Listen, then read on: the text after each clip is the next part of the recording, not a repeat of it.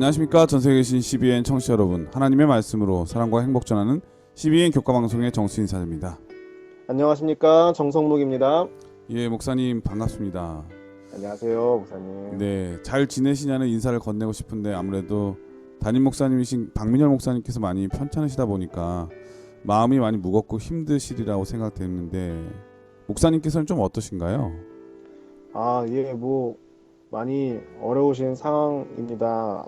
모두 이제 청취자분들 포함하신 많은 성도님들께서 기도해 주셔서 힘이 나시고 계실 것 같은데, 그래도 현실적으로 많이 어려운 상황 가운데 있어서 아직도 더 많은 기도와 도움이 필요한 상황입니다. 그래도 저는 남은 교회를 또 이렇게 또 잘 목양해야 되는 입장에서 열심히 더 힘을 내서 사역하고 봉사하려고 노력 중에 있습니다. 네. 응원해 주시고 이렇게 도움 많이 주시고 관심 가져주셔서 정말 감사합니다. 예, 저희 마닐라 한인 국제교회도 목사님께서 전에 저희 교회를 담임하셨기 때문에 그렇죠, 맞습니다. 네, 더더욱 관심과 간절한 기도를 올리고 있는데요. 지금은 인간의 의술보다는 하나님의 크다큰 역사와 기적을 바라는 마음이 큰데 우리 모든 청취자분들 목사님을 위해서 더 많이 기도해 주시기를 다시 한번 부탁드리겠습니다. 예, 오늘은 창세기 네 번째 시간인데요. 제목이 홍수입니다. 먼저 기억절 말씀을 읽어드리겠습니다. 노아의 때와 같이 인자의 맘도 그러하리라. 마태복음 24장 37절 말씀이었습니다. 이번 교과의 제목은 홍수인데 어떤 말씀인가요? 네, 이번 교과에서는 이 세상에 있었던 가장 큰 비, 홍수와 노아에 대한 말씀을 살펴보겠는데요. 이 노아의 모습을 통해서 죄악 가득한 세상 속에서 살아가는 우리가 어떤 믿음을 가지고 살아가야 하는지, 그리고 하나님의 말씀을 순종하는 의인이자 당대의 완전한 자라 칭하신 노아는 어떤 사람이었는지 함께 살펴보며 하나님께서 주신 언약의 의미와 그 은혜를 살펴보는 시간을 가져보도록 하겠습니다. 사실 이 노아의 이야기는 이 교회를 다니시는 분을 포함해서 안 다니시는 분들도 다 아시는 내용이잖아요. 네, 그렇죠. 이게 아는 내용 하기가 참 더 어렵다라는 것을 새삼 느끼는 이번 사과가 됐습니다. 하나님께서 창조하신 이 세상은 하나님의 보시기에 좋았던 세상이었습니다. 그런데 인간이 죄를 범함으로 인해서 하나님의 완전한 창조 세계가 조금씩 어그러지기 시작했고 가인의 범죄로 인해 그것이 세상에 드러났습니다. 그리고 오늘 본문인 창세기 6장 5절에 보시면 하나님께서 보시기에 사람의 죄악이 세상에 가득하고 악한 것을 보셨다고 기록합니다. 원래 이제 하나님께서 만드신 세상은 보기에 좋았었는데 이 세상이 악하게 된 것이죠. 부조화 선지자에 보면은 우상 숭배는 기본이요 폭력적이며 동물을 죽이는 일을 낙으로 삼았다. 이웃의 아내나 소유물이 탐나면 누구든지 폭력으로 빼앗았다고 기록합니다. 그리고 인간의 생명까지도 정말 놀랍도록 되스럽지 않게 여겼다고 기록을 하고 있습니다. 이렇게 죄악이 가득한 세상을 바라보시는 하나님께서 이들을 지면에서 쓸어버리시겠다고 말씀을 하시는데요. 이런 가운데 당대의 의인인 노아와 그 가족을 살피시고 그들을 통해 마지막으로 세상에 하나님의 은혜를 나타내시며 돌아오라고 호소하시는 하나님의 모습을 함께 살펴보도록 하겠습니다. 예, 홍수하면은 노아를 빼놓을 수가 없죠. 왜 세상이 하나님의 심판을 받을 수밖에 없었는지, 어떻게 노아는 그 악한 세상에서 하나님의 은혜를 받을 수 있었는지 우리 정성모 목사님을 통해서 한번 배워보도록 하겠습니다. 말씀에 앞서 참여 듣고 옵니다. 여기는 말씀의 방송 CBN 코리아입니다.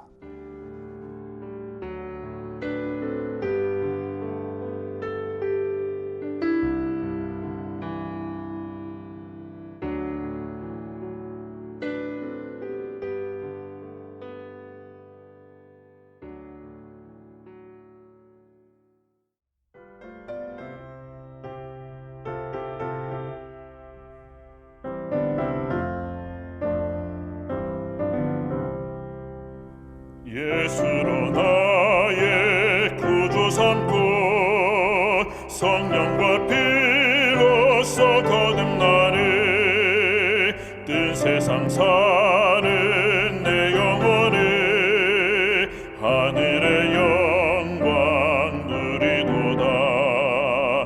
이것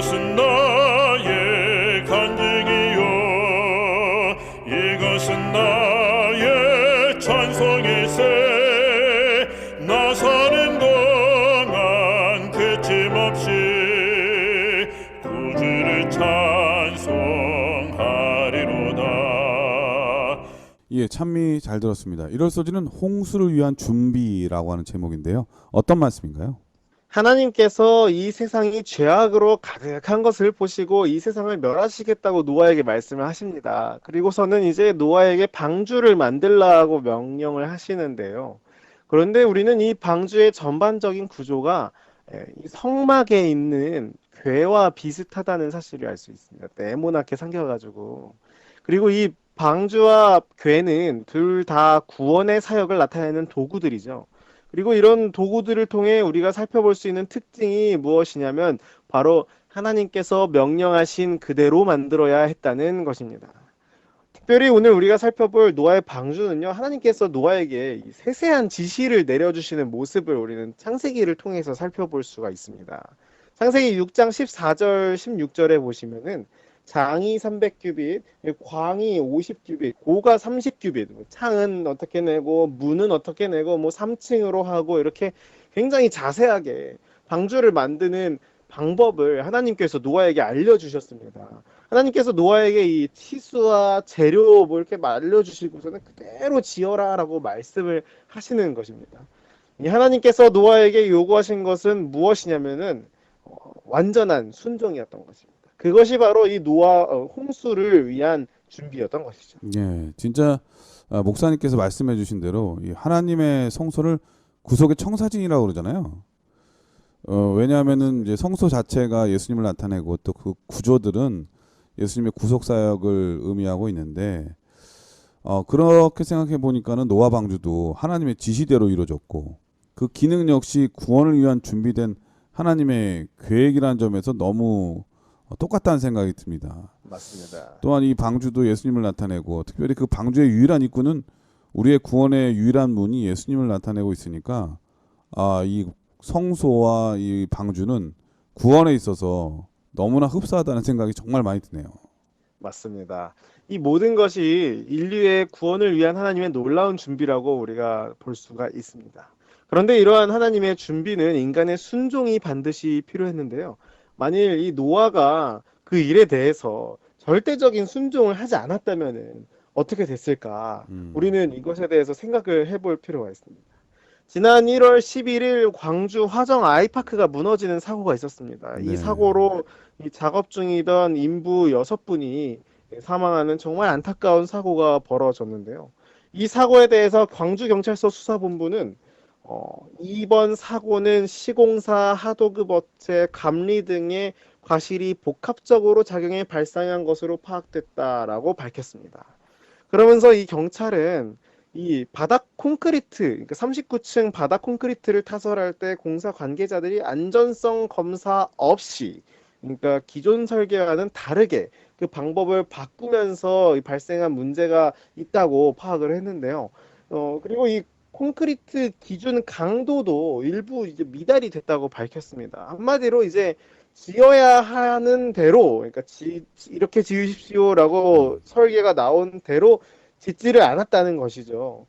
공사 기간을 단축하기 위해서 이 빨리빨리 짓고 원래 정해진 대로 짓지 않고 지어야 하는 대로 짓지 않았기 때문에 이런 정말 안타까운 큰 사고가 근데 일어나게 된 것입니다. 뭐 빨리 지으면 뭐 합니까? 이렇게 무너져 내리면 아무 의미가 없는 거예요. 그렇죠. 그러니까는 이거 완전히 다 지금 철거해야 되잖아요. 더디 가더라도 설계대로 가야 되는데 그죠? 맞습니다. 이 지으라는 명령대로, 그러니까 노아도 마찬가지로 노아도 마찬가지죠. 하나님께서 지으라시는 명령대로 짓는 것, 그것이 바로 이 순종이고 노아에게 요구됐던 것이라는 사실입니다. 그냥 이 짓기만 하는 것이 아니라 정말 이 하나님께서 명령하신 대로 그 치수와 재료까지도 완전히 하나님의 뜻에 맞는 그런 완전한 순종이 노아에게 요구됐던 것입니다. 부조화 선지자 92페이지에는 이렇게 기록하고 있습니다. 하나님께서는 노아에게 방주의 정확한 치수와 건축에 관하여 세부에 이르기까지 일일이 확실한 지시를 주셨다. 인간의 지혜로는 그렇게 강력하고 내구성 있는 큰 건축물을 고안해낼 수 없었다. 하나님은 설계자이시고 노아는 건축가였다. 노아는 하나님의 명령에 순종함으로 구원을 얻었습니다. 우리가 잘 아는 것처럼 이 노아는 정말 이 수많은 사람들로부터 조롱받고 거절받았잖아요. 이 노아는 많은 사람에게 하나님의 진노와 홍수에 대하여 설교했음에도 불구하고 이 열렬한 설교자의 말을 아무도 들으려고 하지 않았습니다. 그리고 방주를 짓기 위해 이 내려치는 망치질 하나하나가 사실은 이 백성들에게 보여주는 그의 믿음에 대한 증거였는데요. 그럼에도 불구하고 이 사람들이 이것을 믿지 않았던 것이죠. 결국 구원을 받은 사람은 오직 노아의 가족들 뿐이었습니다. 히브리서 11장 7절입니다. 믿음으로 노아는 아직 보지 못하는 일에 경고하심을 받아 경외함으로 방주로 예비하여 그 집을 구원하였으니 이로 말미암아 세상을 정죄하고 믿음을 쫓는 의의 후사가 되었느니라. 네, 아멘. 노아는 하나님의 명령을 믿고 순종할 믿음이 있었기에 구원을 받았습니다. 분명한 것은 우리가 사는 세상과 노아가 살던 세상은 사실 크게 다르지 않다는 것입니다. 이 죄가 가득하고 하나님의 심판은 가까웠습니다. 우리는 비록 산 위에 배를 지으라는 하나님의 명령과 같이 이해되지 않고 정말 이 세상의 흐름과는 전혀 맞지 않는 듯한 명령을 받을지라도 그것이 만약에 정말로 하나님의 명령이라면 이것에 믿고 순종하는 노아의 믿음이 우리 모두에게 있어야 합니다. 우리 모두 함께 나에게 명령하시는 방주를 믿음으로 짓는 정말 이 믿음 가득한 형제 자매 되기를 간절히 바랍니다. 예, 1월 서지는 홍수를 위한 준비라고 하는 제목인데 세상이 만약에 다 거짓말 투성인데 말씀대로 산다고 혼자 정직하면 주변에 있는 사람들이 뭐라 그럴까요? 야, 욕하죠. 너만 정직한다고 너만 뭐가 잘하냐. 뭐가 되냐? 그러면서 오히려 조롱하고 또 비웃고 그랬을 거 아니겠습니까? 노아 같은 경우에 비를 본 적도 없고 세상 사람들이 이 산 위에다 배를 짓는 노아의 망치 소리를 들으면서 저런 쓸데없는 짓을 뭐하러 하냐고 얼마나 또 비웃고 조롱을 했겠습니까? 그런데 그가 비웃음을 참고 조롱을 참을 수 있었던 이유는 하나님의 말씀에 대한 절대적인 신뢰가 없이는 불가능했겠죠. 그런 면에서 참 노아의 순종과 믿음이 너무 대단하다는 생각이 듭니다.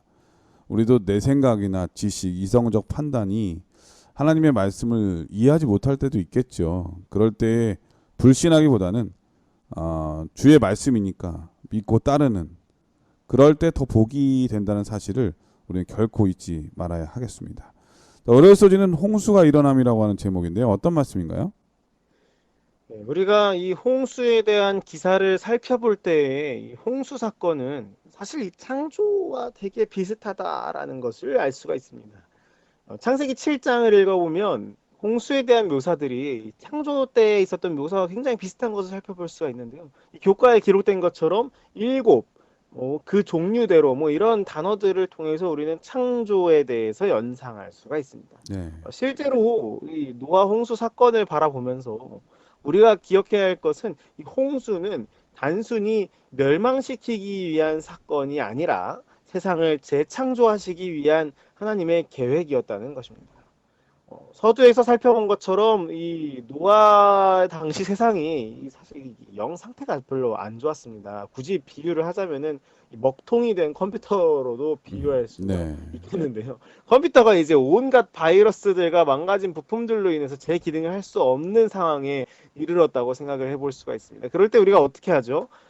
포맷을 합니다. 포맷을 중요한 자료만 따로 이제 다른 하드에 빼놓은 다음에 컴퓨터를 이제 싹 밀어버리죠. 깨끗하게 지워버립니다. 그리고 이제 새롭게 운영체제를 깔고 그 위에 필요한 프로그램들을 깔아서 다시 사용하는 것이죠. 예, 사실 저 같은 경우에는 웬만해서는 그런 일을 잘 안 하거든요. 아, 그렇습니까? 예, 아니 번거롭기도 하고 또 제가 그런 기술도 없고 또 시간이나 돈도 많이 들기 때문에 웬만하면 안 하는데 만약에 컴퓨터가 제 기능을 못 해가지고 쓸 수가 없다면 이건 얘기가 달라지잖아요. 그렇죠, 맞습니다. 어쩔 수 없이 새로 깔거나 그렇지 않으면은 갖다 버릴 수밖에 없거든요.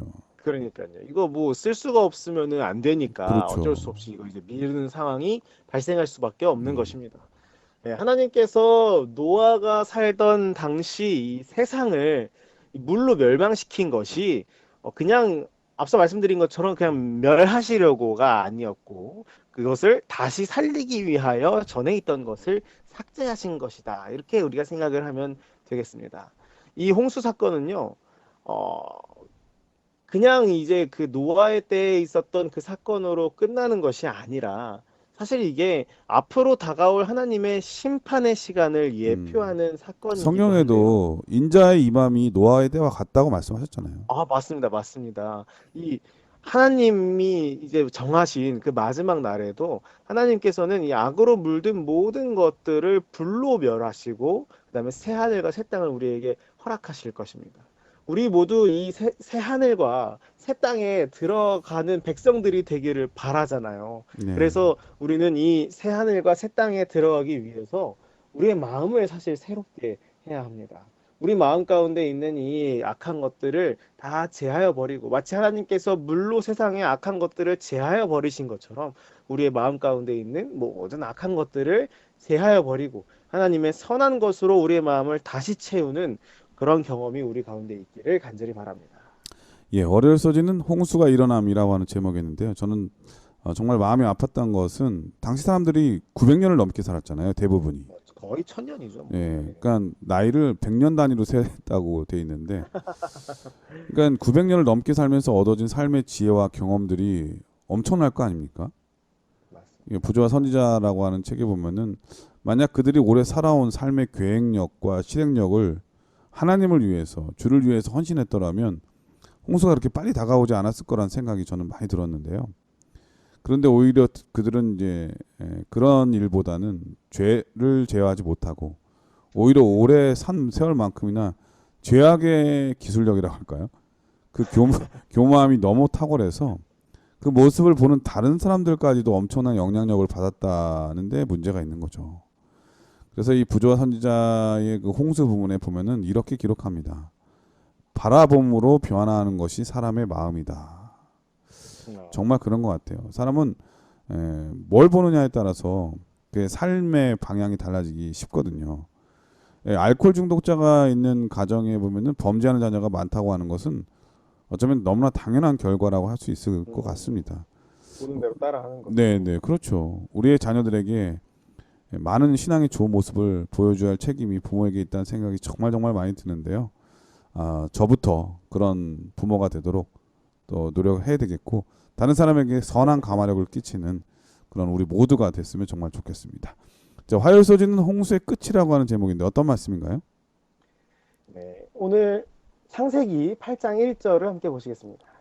하나님이 노아와 그와 함께 방주에 있는 모든 들짐승과 가축을 기억하사 하나님이 바람을 땅 위에 불게 하심에 물이 줄어들었고.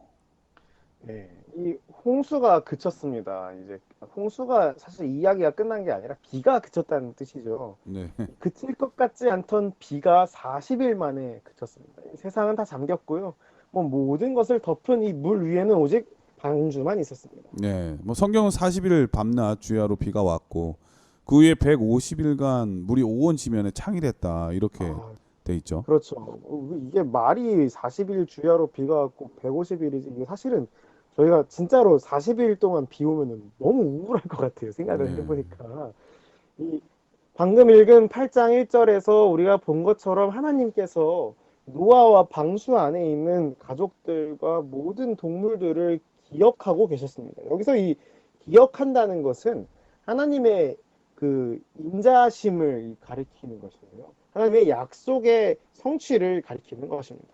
하나님께서 세상이 격동하는 가운데서도 이 노아를 잊지 않으셨다는 것이죠. 그런데 여기서 중요한 것은 하나님께서 노아를 잊지 않으셨던 것처럼 노아도 역시 하나님을 잊지 않았다는 것입니다. 네. 성경에 보면은 사라를 하나님께서 기억하셨다고 하시면서 그 표현을 권고하셨다 이렇게 표현하고 있거든요. 네. 그 권고라고 하는 말은 하나님께서 기억하셨다가 찾아갔다 이런 뜻을 갖고 있대요. 그러니까 하나님께서 노아를 기억하는 것은 노아 옆에 찾아가서 함께 했다는 뜻을 갖고 있는 거죠. 너무 감동적인 기억하심이라는 뜻인 것 같습니다. 네. 이 세상을 뒤집을 것 같던 이 비와 폭풍이 사실은 이제 그쳤잖아요.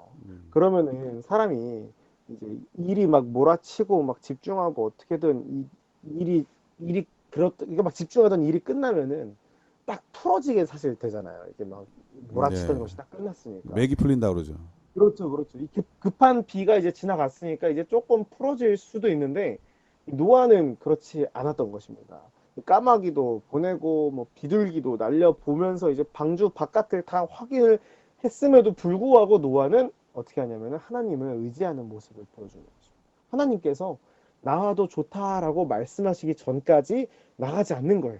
사실 이게 얼마나 답답했겠습니까? 이 아마도 방송 들으시는 청취자분들 가운데서도 자가격리 해보신 분들 굉장히 많을 것이라 생각합니다. 네, 요즘 엄청 많다 그러던데. 그렇죠, 그렇죠. 이 지금도 사실 어떻게 보면 격리하고 계신 분들이 계실 수 있을 것 같은데요. 요즘 7일이잖아요. 근데 이 7일 동안 격리 장소에서 나가지 않는 것이 쉬운 일이 아닙니다. 아픈 건 둘째치고 이 나가지 못한다는 것이 굉장히 답답한 것임을 우리가 잘 알고 있는데요. 이 여기서 방주의 상황을 보면은 우리가 지금 겪는 격리와는 사실 차원이 다릅니다. 네. 우리 온갖 곡물들 같이 있고요. 기본적으로 40일 동안 비 오는 내내 그 안에 있고, 그다음에 물 빠짐 동안 계속 있고, 정말 사실은 하루라도 빨리 이 방주에서 나가고 싶었을 것 같아요. 아 근데 그런데 전 세계에 있는 짐승들이 다 들어갔잖아요. 그러니까요. 얼마나 그러니- 사실 시끄럽겠어요. 돗대기 장판이 어. 그런 느낌일 것 같아요. 냄새 그랬는데 냄새도 이제 많이 날 거고. 그러니까요. 아, 이게 참 쉽지 않은데 그럼에도 불구하고 노아는 이 끝까지 견디고 기다리는 것입니다. 하나님께서 방주로 들어가라 명령하셨으니 하나님께서 나오라고 하실 때 나오겠다. 이것이 이제 노아가 얼마나 하나님을 신뢰하고 의지하는지, 그의 믿음이 얼마나 굳건한지를 살펴볼 수가 있는 것입니다. 노아는 이 하나님을 잊지 않았습니다. 하나님께서 노아를 잊지 않으셨던 것처럼 노아도 역시 하나님을 잊지 않았던 것이죠. 우리 모두 세상 끝날까지 우리를 잊지 않으시는 하나님의 사랑을 우리 역시도 기억하는 우리 모두가 되기를 간절히 바랍니다. 예, 네 맞습니다. 하나님께서는 우리와 세상 끝날까지 함께 하시다고 약속하셨으니까 그 약속을 의지하는 우리 모두가 되어야 되겠습니다. 근데 이제 부조화 선지자에 보면은 세상의 가장 높은 산보다 물이 무려 15규빗, 그러니까 약 오늘날로 하면은 7, 8m 더 높이 덮여 있었다 이렇게 말하고 있거든요. 거의 5개월 동안은 지구가 물밖에 없는 상태였던 거죠. 그러니까는 바람이 불면은 거의 바다 그 물 표면이랑 방주의 표적이 되는 거예요. 그러니까 얼마나 파도가 거대한 파도가 쳤겠습니까? 사람이 측정한 파도 중에 가장 큰 파도가 27m에서 30m 정도라고 하거든요. 엄청나네요. 네. 아마 근데 이 당시에는 이 파도보다 더 컸을지 모르겠습니다. 근데 그 엄청난 파도를 견딜 수 있었던 것은 노아가 만든 배가 너무나 잘 만들어져 가지고 튼튼했다기보다는 하나님의 기억하심과 하나님의 보호하심이 얼마나 컸는지 느낄 수가 있는데요. 근데 제가 꼭 하고 싶은 얘기가 하나 있어요. 사실 그 방주가 길이가 300규빗, 너비가 50규빗, 높이가 30규빗으로 되어 있잖아요. 네네. 이게 비율로 하면은 10대 1.6대 1이라고 하거든요. 근데 이 비율이 바다에서 존재하는 가장 큰 파도를 이길 수 있는 가장 최상의 비율이라고 하는 게 밝혀졌다고 합니다. 18세기 초에 사람들이 거대한 배를 만들고 싶었는데 번번이 실패하다가 당시에 이 선박학자들이 성경 창세기에 나오는 방주의 말씀을 보고 그 비율을 그대로 적용해 봤대요. 그런데 마침내 역사상 최초로 100m를 넘는 배를 그때 처음 만든 거예요. 1843년. 이름이 그레이트 브리테인이라고 하는 배였는데 영국 배였나 봐요. 그런데 그 이야기가 불과 200년밖에 안 된 이야기잖아요.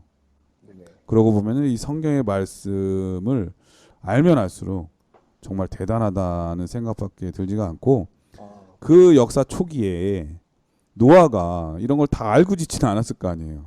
그럼요. 하나님께서 다 지시한 대로 했기 때문에 이 일이 가능한 거거든요.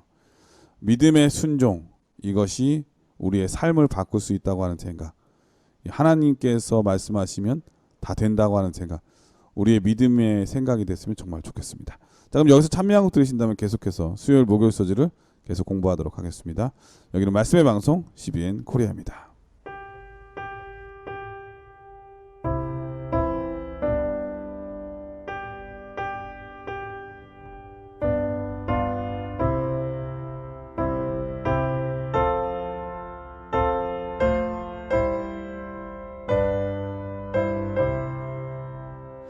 내 평생에 가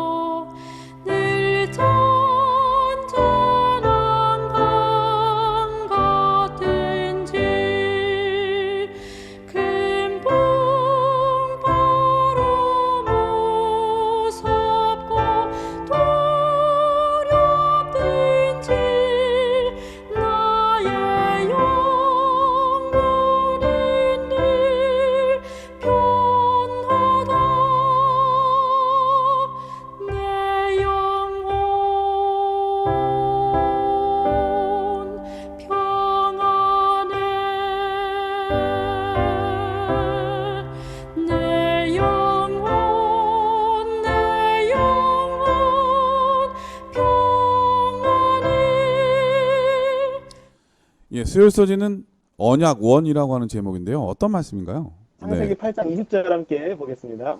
노아가 여호와를 위하여 단을 쌓고 모든 정결한 짐승 중에서와 모든 정결한 새 중에서 취하여 번제로 단에 드렸더니. 네, 노아는 방주에서 나오고 나서 가장 먼저 드린 게 이제 제사죠. 이 제사는 번제였는데요. 노아가 방주에서 나오자마자 했던 첫 번째 일이 바로 이 번제, 하나님께 제사 드리는 것이었습니다. 이 제사, 그러니까 이 예배는 하나님께서 노아를 생존케 해주신 것에 대한 감사의 예배였는데요.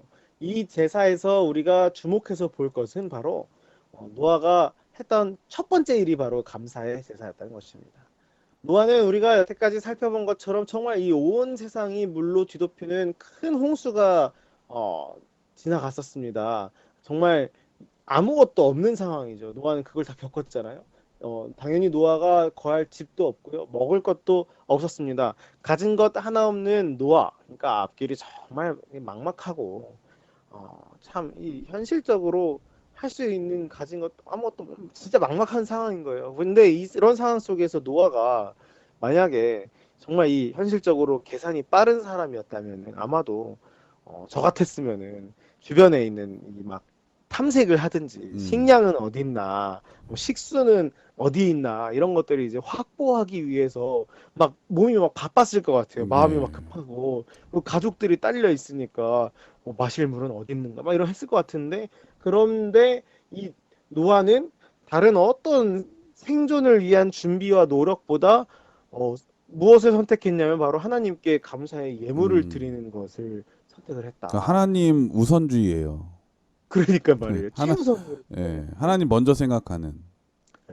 이런 점이 하느님 우선주의를 가진 이 노아의 믿음을 우리가 살펴볼 수 있는 것입니다. 사실 생각해 보면은 노아가 가지고 있었던 정결한 짐승도 몇 마리 없었잖아요. 지금 당장 이 어디서 식물을 구해서 먹을 수도 없는데 이 정결한 짐승 이제 암수 7씩 방주에 탔으니까 다 그 정도 뭐 고만고만 있을 거 아닙니까? 근데 이것들이 또 이제 방주에서 나왔으니까 얼마나 한 마리 한 마리가 소중합니까? 그럼에도 불구하고 이 노아가 그것들을 아까워하지 않고 하나님 앞에 감사의 제물로 드리는 것이 얼마나 큰 믿음인지 우리는 오늘 이 교과를 통해서 살펴볼 수가 있습니다. 노아는 참 성격이 긍정적인 사람이었던 것 같아요. 방조를 열고 나왔을 때 홍수로 황폐하게 변해버린 세상을 보면서 얼마나 속상하고 마음이 아팠겠습니까? 저 같으면은 불평부터 할 수 있을 것 같아요. 왜 하나님께서 이렇게 하셨나? 그런데 그는 없는 것에 집중하기보다는 있는 것, 내 생명을 보존해 주시고 그래도 내 가족이 있고 그리고 하나님의 은혜가 있다고 하는 것. 이런 거를 생각하면서 먼저 감사했다고 하는 게 참 긍정적이고 대단한 사람이다. 하나님에 대한 믿음이 크니까 그런 생각을 가질 수 있었겠죠. 맞습니다. 사실 이 감사하는 마음 있잖아요. 그 하나님의 네. 은혜를 기억하고 이런 것이 정말 우리가 하나님의 자녀로서 정말 가져야 되는 중요한 마음 자세라고 생각이 됩니다. 이어서 이제 그 수요일 소지 보면은 하나님께 이 감사의 제물을 드린 노아에게 하나님께서 이 제한된 육식을 허락하시는 장면이 이제 창세기 9장 3절부터 기록이 되는데요. 물론 사람이 그때 처음으로 동물의 고기를 먹기 시작한 것은 아니었습니다. 이 노아 홍수 이전에도 악한 사람들은 이제 육식을 하는 사람들이 있었는데요. 홍수로 인해서 필요해진 사항을 하나님께서 처음으로 공인하신 부분이 바로 이 구절입니다. 창세기 9장 3절입니다. 무릇 산 동물은 너희의 식물이 될지라 채소같이 내가 이것을 다 너희에게 주노라. 네, 하나님께서 홍수로 인해서 양식이 떨어지자 이제 음식으로 이제 동물의 고기를 먹도록 허락하신 건데요. 우리가 잘 아는 것처럼 제한된 범위 안에서의 육식을 허락하셨습니다. 두 가지 제한이 있었죠. 첫 번째는 이 정결한 동물을 먹어라. 두 번째는 핏째로 먹지 말아라. 이런 제한이 있었습니다. 이 음식물에 대한 기별은 우리에게 매우 익숙한 기별입니다. 아무래도 이 실생활과 연관이 돼 있고 눈에 바로 보이는 것이 이 음식이기 때문인데요. 우리가 잘 아는 것처럼 식생활은 몸뿐만 아니라 영적인 부분까지도 영향을 미칠 수 있다는 사실을 우리는 잘 알고 있습니다. 영육 간의 강건함을 위하여 이 식생활의 개혁은 분명히 필요하다는 것입니다. 그리고 우리 교회는 사실 이 채식에 대한 부분, 그러니까 이 태초에 하나님께서 인간에게 주신 음식에 대한 중요성에 대해서 강조를 굉장히 많이 하고 계시죠. 네. 우리도 이 식생활에서 하나님께 순종함으로 우리의 몸과 마음을 정결하게 해서 우리를 위해 날마다 중보하시는 예수님께서 거하시기에 부족함 없는 성전으로 바꿔 나가는 우리 모두가 되기를 간절히 바랍니다. 네. 스요소지는 언약원이라고 하는 제목인데요. 말씀하신 대로 우리의 마음, 우리의 몸은 하나님의 성전이잖아요. 성경에 말씀하신 대로. 그렇기 때문에 무엇보다도 잘 지켜야 될 게 있다면 우리의 몸과 마음이란 생각이 듭니다. 그런데 노아가 세상에 방주의 문을 열고 나왔을 때 아무것도 없잖아요. 네, 그렇죠. 뭐 밭에 뭐 포맷인데요, 뭐. 곡식이 네. 있었겠습니까? 아니면은 아무것도 뭐 과일에 뭐 열매가 있었겠습니까? 아무것도 없는 세상이라고 말하는 게 맞는 거죠. 그런데 저는 우리 하나님께서 정말 이런 표현이 맞는지 모르겠는데 융통성이 크신 분 같으세요. 예. 이런 모든 상황 속에서 정결한 짐승이 양식이 되게 하신 것이죠. 물론 이제 조건이 있었던 거죠. 피채 먹지 말라는 말씀, 그리고 정결한 짐승을 먹으라고 하는 그런 말씀인데, 저는 이것을 보면서 하나님의 은혜가 너무 크다 이런 생각이 듭니다. 그런데 우리가 생각해봐야 할 것이 있는데, 사람의 마음은 그 생각에 어떤 지식을 담느냐에 따라서 그 사람의 인성이 좌우되잖아요. 그렇죠. 마찬가지로 사람의 몸은 무엇을 그 위장에 담느냐에 따라서 건강이 달라지는 거거든요. 그러니까 아무래도 사람에게 가장 적합한 음식은 사람이 완전할 때 주어졌던 양식, 밭의 곡식과 나무의 열매가 가장 좋겠죠. 그래서 우리는 할 수 있는 대로 이 곡식과 열매로 우리의 음식을 삼는 것이 가장 좋은데, 고기를 먹는 분들을 뭐 정지하거나 믿음이 없는 사람으로 취급하는 것은 별로 좋은 마음이 아닌 것 같은 생각이 듭니다. 하나님께서 허락하신 것을 우리가 서로 정죄하고 나쁘다고 말하고 또 서로를 그 믿음이 없다고 말하는 것은 별로 좋은 모습은 아니라는 생각이 듭니다. 우리는 서로 존중하고 서로 먼저 이해하는 그런 사람이 되어야 하겠습니다. 목요일 소지는 언약 2라고 하는 제목인데요. 어떤 말씀인가요? 네, 창세기 8장 21절 함께 읽어보도록 하겠습니다. 여호와께서 그 향기를 받으시고 그 중심에 이르시되 내가 다시는 사람으로 말미암아 땅을 저주하지 아니하리니 이는 사람의 마음이 계획하시는 바가 어려서부터 악함이라. 내가 전에 행한 것 같이 모든 생물을 다시 멸하지 아니하리니. 네, 하나님께서 여기서 주신 이 언약은 창세기 6장 18절에 나온 언약과는 사실 반대되는 언약입니다. 창세기 6장에서는 이 세상을 멸하리니 너는 가족을 이끌고 방주로 들어가라 라는 언약이었고, 8장에서는 모든 생물을 다시는 이제 멸하지 아니하시겠다라는 언약을 하나님께서 주시는 것인데요. 이 언약을 주시면서 9장 1절에 보면 하나님께서 노아와 그 아들들에게 이 복을 주시면서 생육하고 번성하여 땅에 충만하라 라고 말씀을 하시는 장면을 우리가 살펴볼 수가 있습니다. 근데 이 축복의 말씀은 마치 이 창조의 때 인류에게 주신 축복과 굉장히 비슷하다는 것을 우리가 살펴볼 수가 있습니다. 그러네요, 정말. 그렇죠. 인간에게 이제 새롭게 시작할 수 있는 기회를 주신 것이죠. 이렇게 하나님의 언약은 사실 은혜로 주어지는 것입니다. 인간을 모두 멸하시고 다시 한번 사실 그 죄의 흔적도 없는 인간을 만드시는 것이 사실은 더 깔끔하고 전혀 힘도 들지 않는, 사실 어떻게 보면은 그 수고스럽지 않은 방법이었을 것이 분명한데, 하나님께서는 은혜로 인류에게 다시 한번 시작할 수 있는 기회를 주신 것이죠. 그러면서 하나님께서는 이 은혜의 언약의 증거로서 무지개를 주시는 것입니다. 교과책에서 기록된 것처럼 안식일과 마찬가지로 이 무지개는 언약의 증거입니다. 홍수에 대한 이 트라우마가 있었던 인류에게 사실 비가 오는 것 자체가 엄청난 두려움이었을 것 같아요. 그렇죠. 비가 다시 우리를 모두를 덮어버릴 때까지 멈추지 않으면 어떡하지? 이런 두려움이 있었을 것 같아요. 먹구름만 껴도 가슴이 덜컥했을 거예요. 벌렁벌렁하고. 그렇죠. 이제 요즘 또 유행하는 단어 PTSD처럼 이제 이 사람들이 이제 두려움을 가질 수 있었는데, 그러나 이 사람들은 무지개를 바라보면서 무엇을 기억할 수 있냐면은 하나님의 약속을 기억하고 그분의 은혜와 축복을 기억할 수 있었습니다. 노아와 가족들에게 언약의 증표로 무지개를 주신 하나님이 여전히 우리를 사랑하시는 동일한 하나님이심에 감사합니다. 야고보서 1장 17절은 이렇게 기록합니다. 온갖 좋은 은사와 온전한 선물이 다 위로부터 빛들의 아버지께로부터 내려오나니 그는 변함도 없으시고 회전하는 그림자도 없으시느니라. 변함없으신 하나님께서 여전히 우리를 사랑과 은혜 가득한 눈으로 바라보신다는 사실은 우리에게 큰 힘과 소망이 됩니다. 각자에게 주어진 무지개를 바라보며 언약을 떠올리고 하나님 안에서 흔들림 없는 믿음 생활을 영위하게 되기를 간절히 바랍니다. 인생에 이 비가 내린다고 두려워할 이유가 정말 전혀 없습니다. 노아와 그 가족들에게 무지개를 주신 하나님께서 여전히 우리를 사랑하사 그 평안의 날개로 우리를 감싸주시기 때문입니다. 우리 모두 하나님 안에서 각자에게 주어진 무지개를 바라보며 하나님의 은혜와 사랑을 기억하는 우리 모두가 되기를 간절히 바랍니다.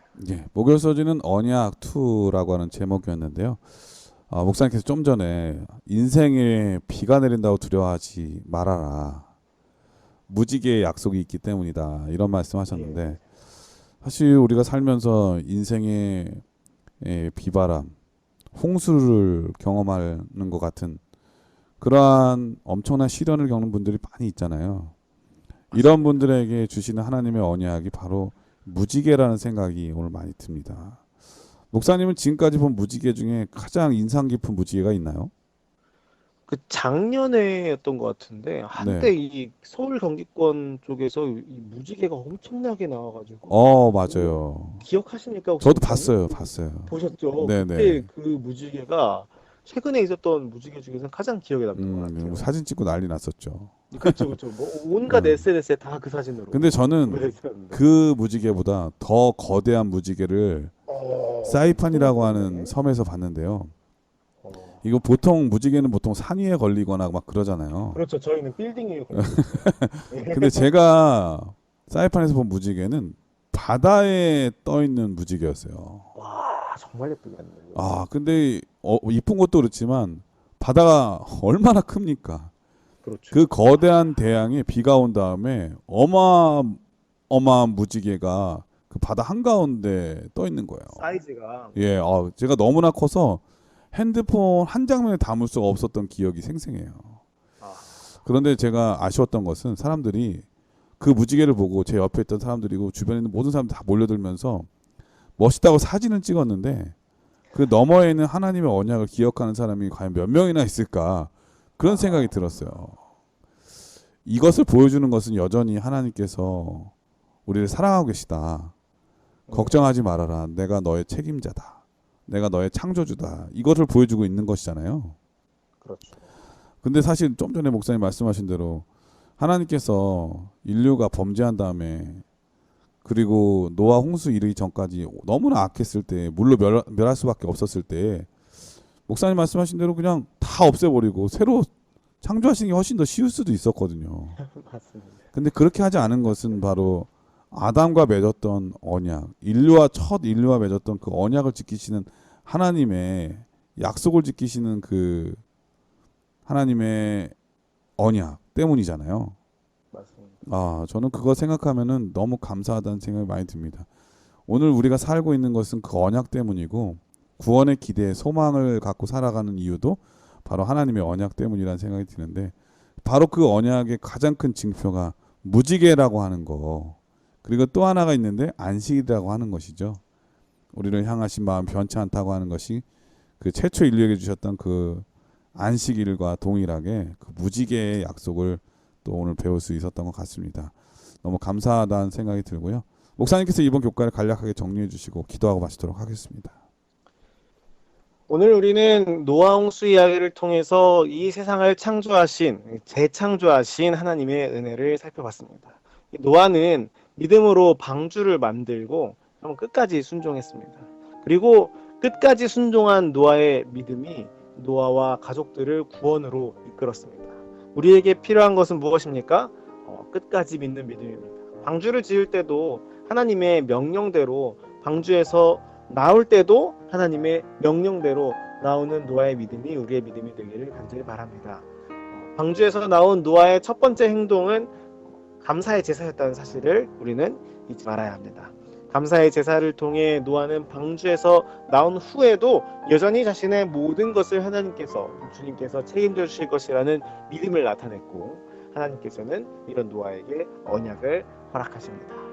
사랑하는 청취자 여러분, 이 하나님이 우리를 여전히 사랑하시는 그 하나님이십니다. 노아를 사랑하사 무지개 언약을 세우신 하나님께서 여전히 우리에게 은혜와 사랑으로 다가오신다는 사실을 잊지 않기를 간절히 바라면서 오늘 교과를 마치겠습니다.